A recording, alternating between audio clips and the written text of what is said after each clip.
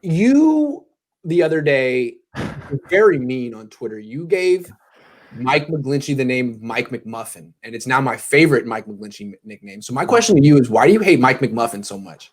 Well, it's easy. I don't have to say that I necessarily hate him. I don't like him as a person, first of all, and as a football player as well.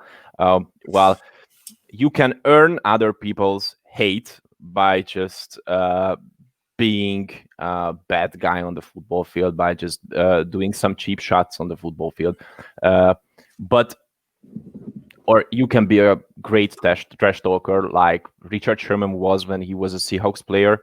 And all the 49ers fans hated him because he was that trash talker. He was that bad guy that who impersonated all the things that we hated when we were playing against the Seattle Seahawks.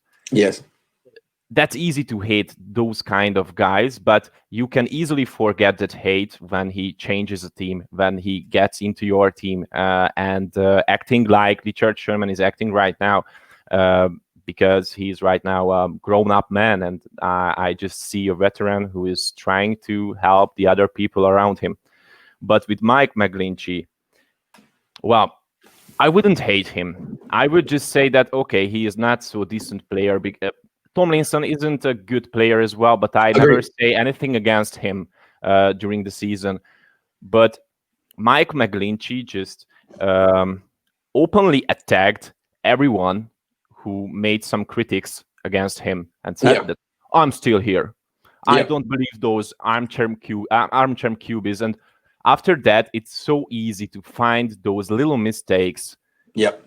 But every week, the fact is that that his mistakes aren't so little.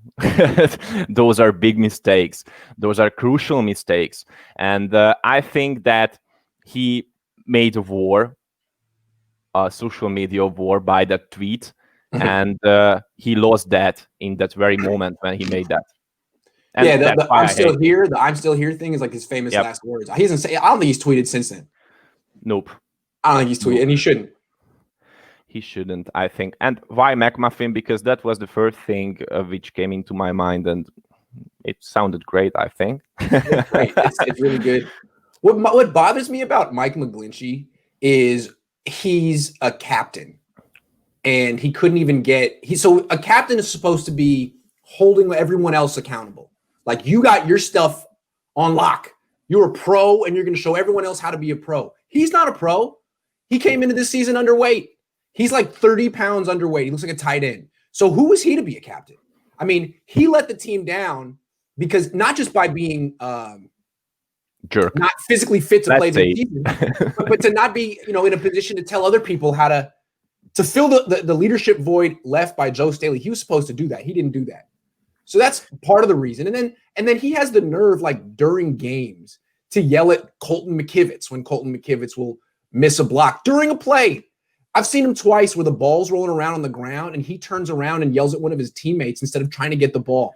Like, and he comes to they don't let him talk at press conferences anymore. Thank goodness. But when he does come to press conferences, instead of saying like, yeah, I need to play better, I'm not playing that well, he'll be like, we just have a lot of injuries. It's not our year. Like, dude, you're not the head coach. Why don't you just talk about the block you missed on 3rd and 11? How about that?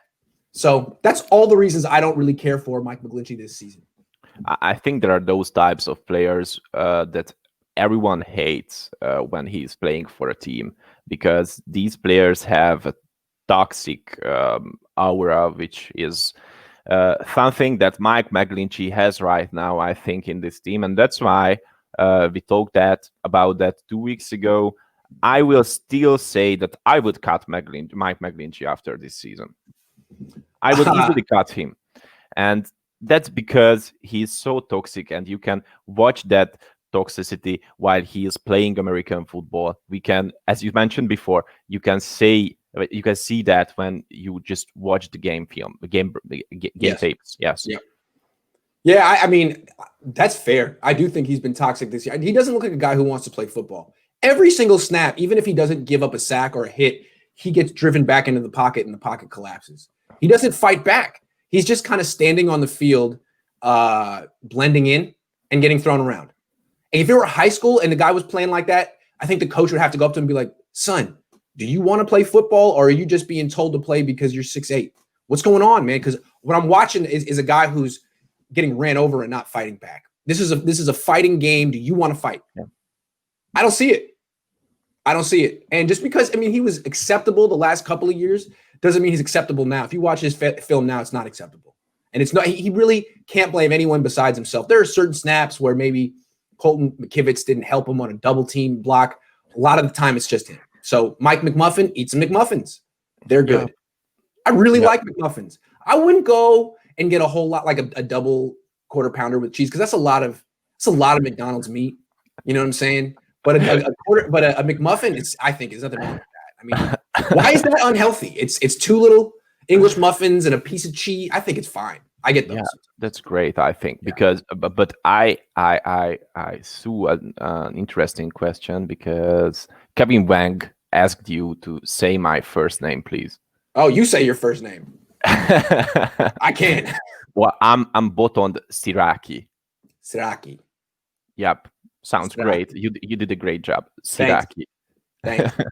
I had a friend in high school from Iceland, and Icelandish sounds, I don't know, it sounds a little bit like Eastern European, or not Hungarian, something. Well, it a bit because both of these countries, our elders came from the Ural. It's in the middle of Asia, and we have some similarities by our languages. Who knew?